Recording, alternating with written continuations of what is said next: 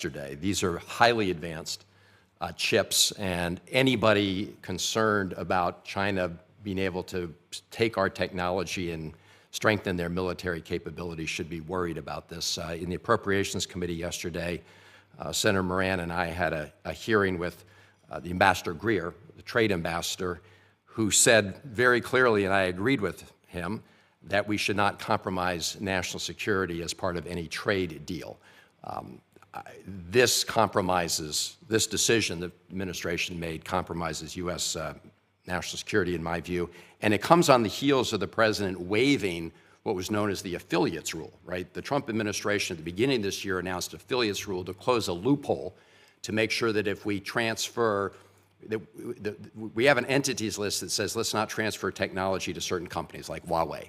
The affiliates rule was designed to make sure that you can't create a subsidiary, right? You just watched that senator stand there and lay it out in plain terms.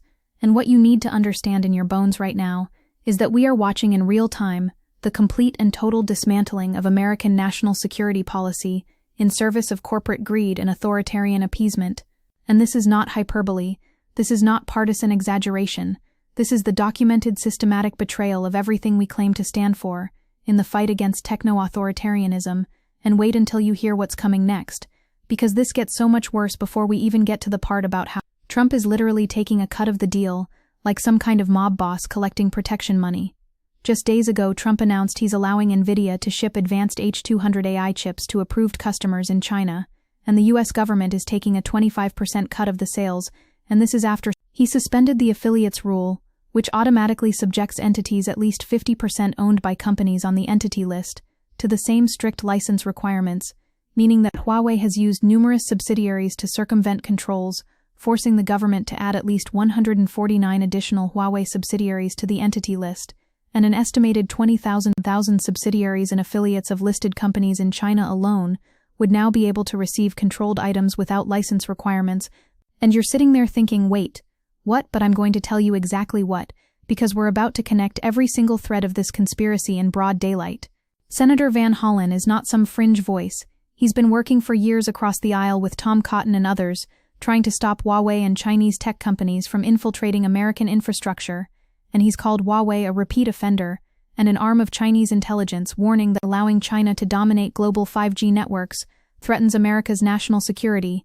And now here we are watching Trump throw open the gates because Jensen Huang, the CEO of NVIDIA, walked into the White House and whispered sweet revenue projections into the president's ear, and suddenly Huang met with Trump and discussed export controls amid a faltering push in Congress to place new restrictions on advanced chip sales to China, and Huang has been lobbying the White House for months to permit NVIDIA to sell some chips to customers in China, and what do you know, the floodgates opened. But hold on, because the scale of what we're discussing here demands that you understand the technology at stake, and this is where it gets absolutely chilling. So pay attention, because the H200 sits below NVIDIA's latest Blackwell architecture, yet remains far ahead of any processor. China can legally import today, and is roughly 6 times more powerful than the H20. Running 2 of the newer B30A chips side by side would let Chinese companies approximate NVIDIA's best chip, the B300, ending America's hardware advantage altogether. And we're not talking about consumer electronics, we're talking about the computational backbone of artificial intelligence systems that power everything from facial recognition surveillance states to autonomous weapons systems to military command and control infrastructure. And you think the Chinese Communist Party is going to use these chips for what exactly? TikTok dance videos. The evidence is overwhelming and disturbing, because procurement documents clearly state the PLA's intention to use NVIDIA chips for a wide range of tasks, including an intelligent optoelectronic target recognition system that combines AI and sensors to automatically detect, identify, and track militarily relevant objects, and another notice for a server to help the Chinese military perform AI algorithm calculations and run large language models relies on NVIDIA H100 GPUs, which were supposedly export-controlled back in 2022, and yet here we are in December of 2025. U.S. authorities announced they have shut down yet another China-linked smuggling network that trafficked or attempted to traffic more than $160 million in export-controlled NVIDIA AI chips. So the chips are getting through anyway, through illegal channels, and Trump's response is not to crack down harder, but to legalize the flow and take a percentage like he's running a protection racket. And you want to know what's truly Orwellian about this whole nightmare? Let me tell you, because NVIDIA CEO Jensen Huang said China's military will avoid using US technology because of risks associated with doing so, telling CNN, "We don't have to worry about it, they simply can't rely on it.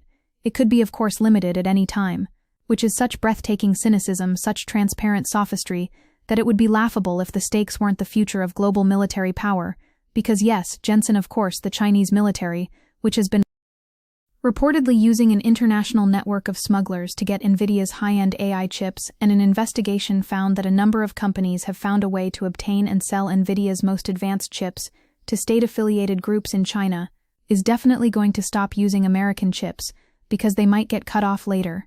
That's definitely how authoritarian military procurement works. They're super concerned about supply chain reliability. Now let's talk about the timeline, because this is where you see the corruption crystallize into something you can almost touch with your hands. Trump reached a trade and economic deal with Xi Jinping, which included Chinese commitments to halt fentanyl flows, effectively eliminate export controls on rare earth elements, and end Chinese retaliation against U.S. semiconductor manufacturers, and in exchange the United States suspended for 1 year starting November 10, 2025 implementation of the interim final rule, expanding end-user controls to cover affiliates of certain listed entities, and suspended for 1 year implementation of responsive actions taken pursuant to Section 301 investigation on China's targeting maritime logistics, shipbuilding sectors, which means Trump traded away critical national security protections designed to prevent Chinese military companies from accessing American technology in exchange for soybeans and vague promises about fentanyl and rare earth minerals. And the thing that should make your blood boil, the absolute gall of it all, is that officials worry sanctioning China over Salt Typhoon would hurt the trade deal framework, and the administration has still yet to mount any public response to one of the most sweeping cyber espionage campaigns ever to hit the U.S., because the Salt Typhoon hackers reportedly broke into the phones of Trump and Vice President Vance, and even having the Chinese government literally in the president's phone wasn't enough to make him prioritize national security over deal-making, and if that doesn't tell you everything you need to know about how thoroughly corrupted this administration's China policy has become, then I don't know what evidence you're waiting for. The intellectual architecture of what Trump is doing here represents something deeply disturbing in American political economy, because what we're witnessing is the financialization of national security itself, the transformation of export controls from instruments of strategic competition, revenue streams and bargaining chips, and the impetus for the change appears to be an agreement for NVIDIA to pay the U.S. government 15% of its revenue from chip sales in China, casting doubt on national security justifications. And if the Trump administration continues to leverage U.S. national security for its own benefit, policymakers could inadvertently ignore legitimate national security risks under the assumption that claimed risks are again just leverage, which is exactly what's happening, because it's the latest example of Trump putting national security controls once deemed off-limits in trade talks on the negotiating table with China. And this pattern, this systematic subordination of strategic imperatives to transactional deal-making, represents nothing less than the wholesale abandonment of American technological leadership. Let me be absolutely clear about what the experts are saying, because these aren't progressive activists, these are national security professionals, and a former U.S. diplomat said Trump's H-200 decision is unconscionable if your frame of reference is great power competition, and you view AI superiority as the measure of dominance in the 21st century, noting that Trump appears more focused on maximizing opportunities for American businesses while avoiding conflicts with China, and Chinese access to cutting-edge NVIDIA chips will make it easier for companies like DeepSeek to develop more capable models that the PLA can then utilize, and in ceding control over the chips that power the United States AI lead, Washington would hand Beijing tools it wants to close the military gap, and export controls were meant to give the U.S. and its allies time to consolidate and build on their advantages in AI, and relaxing them makes it less likely that the U.S. will continue to lead in AI, which could have lasting national security implications. And before you think this is just about abstract future risks, let me paint you the picture of what AI-enabled military superiority actually means in practice, because these powerful graphics processors are used for everyday AI applications and military systems, including command and control, battlefield automation, and advanced electronic warfare, and NVIDIA's A100 and H100 chips are the backbone of large-scale AI development globally, and their utility in military contexts has made them a central focus of the U.S.-China tech confrontation. So we're talking about the ability to coordinate drone swarms to process battlefield intelligence in real time, to identify and target American assets with unprecedented speed and precision, to crack American encryption, power the surveillance state apparatus that oppresses Uyghurs and Tibetans and Hong Kong protesters, and every single dissident who dares to challenge CCP authority. The geopolitical implications here are staggering, because what Trump has done is validate Beijing's strategy of pushing back forcefully against American export controls. The Trump-Xi meeting validated Beijing's strategy as China responded with its own expanded toolkit, mirroring many U.S. actions, and in the process China discovered which levers seem most effective in dealing with the United States, including soybean purchases and a TikTok deal, which means that every single time the United States tries to impose technology restrictions in the future, China now knows exactly how to respond. They threaten American agricultural exports, they dangle market access, they use rare earth minerals as leverage, and Trump folds like a cheap suit because he cannot conceive of national interest beyond immediate transactional wins and corporate profit. But wait, it gets worse, and I mean substantially worse, because a senior fellow at the Council on Foreign Relations said Trump's move was a blow to U.S. efforts to stay ahead of China in the race to dominate AI, and loosening COD controls on AI chips will allow Chinese AI firms to close the gap with frontier U.S. AI models, and will allow Chinese cloud computing providers to build good enough data centers around the world, which means we're not just talking about military applications, we're talking about Chinese tech companies using American chips to build global cloud infrastructure that will surveil populations worldwide, that will embed Chinese technical standards into the digital infrastructure of the global south, that will make Huawei's 5G push look quaint by comparison, and all of this powered by NVIDIA, chips that Trump personally approved for sale.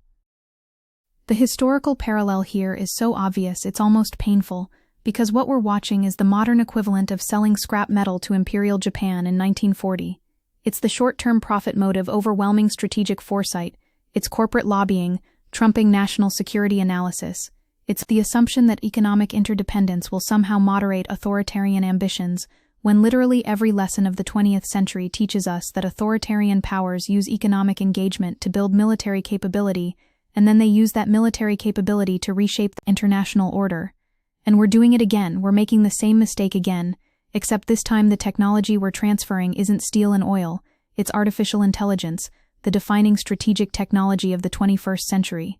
And the corruption here is so brazen, so undisguised, that it demands we name it clearly, because trade policy expert Deborah Elms said this is unprecedented, as no American company had ever been required to hand over a share of revenue to secure an export license, which means Trump has invented an entirely new form of state-corporate collusion, where the government extracts tribute from companies in exchange for permission to undermine national security, and a former National Security Council China director said Beijing must be gloating to see Washington export licenses into revenue streams, and Representative Raja Krishnamurthy called it a dangerous misuse of export controls that undermines national security, saying chip export controls aren't bargaining chips, and they're not casino chips either, but that's exactly what Trump has turned them into. The affiliates rule that Van Hollen mentions in that clip represents years of painstaking work by export control experts to close loopholes that Chinese companies were exploiting. Foreign companies on the entity list have frequently used this blind spot in U.S. export control policy to their advantage. And although Huawei has long been blocked from purchasing certain advanced semiconductors, the company has used numerous subsidiaries to circumvent these controls, forcing the government to play whack-a-mole, adding subsidiary after subsidiary to the blacklist, and the affiliates rule was supposed to solve that by automatically including any entity majority owned by a blacklisted company, and Trump suspended it, traded it away for a year as part of his deal with Xi, and that year is going to give China time to develop a full-fledged export control regime, not just for rare earths, but for a wide range of critical materials and technologies, and Beijing will have time and space to build out the bureaucratic capacity needed to effectuate this export control regime when the moment comes. So, let's connect the dots one more time, because I want you to see the full picture of this betrayal. Trump meets with Xi at an airbase in South Korea in late October. They strike what Trump calls an amazing deal. China agrees to buy soybeans and pause rare earth export controls for 1 year, and in exchange, Trump suspends the affiliates rule, suspends Section 301, maritime investigations, and critically opens the door to advanced chip sales. Then Jensen Huang, CEO of NVIDIA, who has warned that rigid restrictions could cost NVIDIA $15 billion in revenue, meets with Trump personally in a private Washington meeting, lobbying the administration to relax export controls, and within weeks Trump announces the U.S. will permit NVIDIA to ship H200 chips to approved customers in China, under conditions allowing for continued strong national security, and 25% would be paid to the US. And senators from both parties are warning this is a catastrophic national security failure, but Trump doesn't care because he's got his cut. The ideological through line here connects to something much deeper than just this one deal, because what we're witnessing is the final triumph of neoliberal, market logic over national security strategy. It's the assumption that economic efficiency and corporate profit maximization should trump strategic considerations.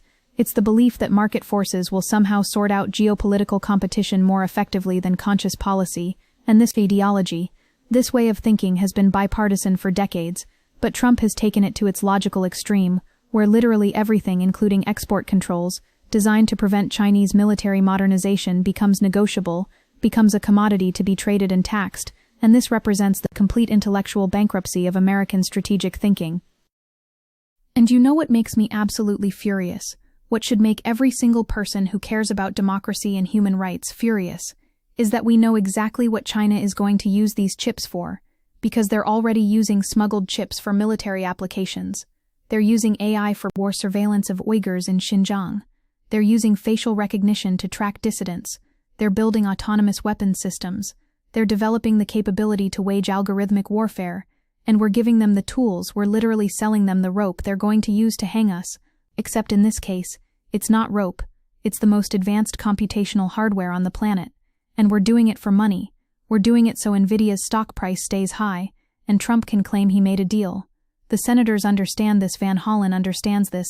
Elizabeth Warren and Andy Kim sent a letter to Commerce Secretary Howard Lutnick, voicing concerns that providing Beijing access to these chips risks powering the PRC's surveillance, censorship, and military applications. A group of senators described the move as a colossal economic and national security failure, and the bipartisan Safe Chips Act introduced last week seeks to prevent the administration from approving exports of advanced chips, including H200, for 30 months. But Trump is going to do it anyway, because Congress is weak, because corporate lobbying is overwhelming, because short-term thinking dominates American politics, and because at the end of the day, Trump views everything through the lens of personal deals and immediate wins, and he fundamentally cannot comprehend long-term strategic competition. What this moment represents, what we're living through right now, is the potential inflection point, where American technological supremacy ends, not because China out-innovated us, not because they developed better technology, but because we sold them the tools, we handed them our advantage. We gave them the chips that will power their AI revolution, their military modernization, their surveillance state, their global technological dominance, and we did it for quarterly earnings and trade deal optics and presidential vanity, and this is how empires fall, this is how technological leadership gets squandered, this is how you lose the 21st century. You trade it away in backroom deals with CEOs who care about nothing but share prices and autocrats who play the long game while you're focused on the news cycle. The thing about artificial intelligence that makes this so uniquely dangerous is that it's a general-purpose technology. It's not like a weapons system that has one specific military application.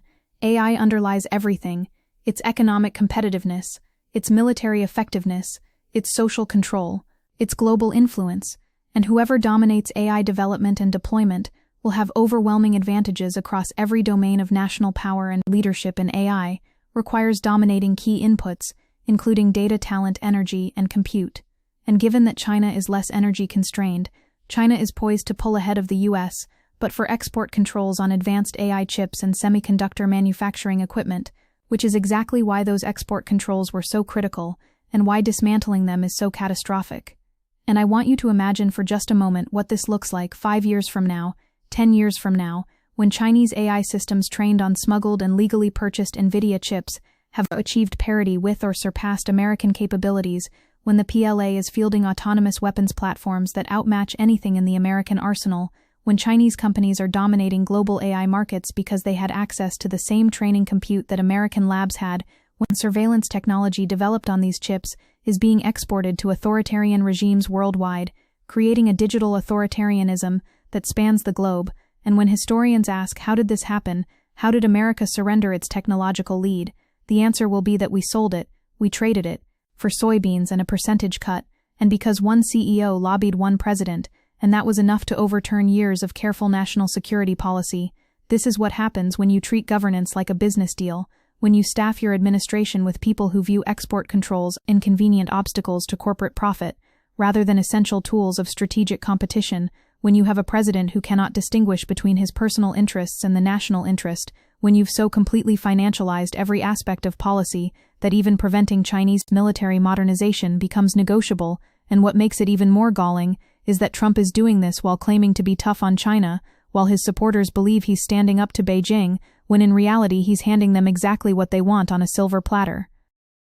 The senator in that clip was trying to warn us. He was trying to sound the alarm about the affiliates rule, about the diffusion rule, about the systematic dismantling of export control architecture. And what happened? Trump did it anyway. He met with Xi, he shook hands, he made his deal, and now we're watching the consequences unfold in real time as Trump's decision to allow NVIDIA to sell advanced chips to China marks more than just a shift in U.S. tech policy, raising questions about how far he'll go to steady ties with Xi, and the move gives China access to semiconductors at least a generation ahead of its best technologies, and this will be remembered as one of the great strategic blunders of the early 21st century, except it wasn't a blunder. It was a choice, a deliberate calculated choice to prioritize corporate profits and trade deal optics over national security. And here's the thing that should terrify everyone. This isn't just about chips. It's about the precedent. It's about what this signals to every other aspect of U.S.-China competition. Because if advanced AI semiconductors are on the table, if export controls designed to prevent military application of cutting-edge technology can be traded away for soybeans and rare earth minerals, then what isn't negotiable, what red lines actually exist, what will Trump not sell if the price is right, if Xi offers enough market access, if Huawei promises to buy American agricultural products, and the answer increasingly looks like nothing. There are no red lines, there's only deal flow, there's only the next transaction, and this represents a fundamental civilizational choice about whether we're going to defend democratic technological leadership or whether we're going to let autocracies buy their way to military and technological parity. Senator Van Hollen is standing there in front of the Appropriations Committee trying to do his job, trying to exercise congressional oversight, trying to protect American national security, and he's being undermined by a president who meets with CEOs behind closed doors and makes deals that compromise everything. And this is why congressional power matters. This is why oversight matters. This is why we need senators and representatives who will stand up to corporate lobbying and presidential deal-making and demand that national security actually means something, but they're failing. They're being outmaneuvered by a White House that moves fast and breaks things, including the entire architecture of export controls that took decades to build. What we need right now, what this moment demands, is a fundamental reconsideration of how we think about technology and power and national security, because the neoliberal assumption that economic interdependence promotes peace, that trade prevents conflict, that corporate interests align with national interests, has been revealed as catastrophically wrong.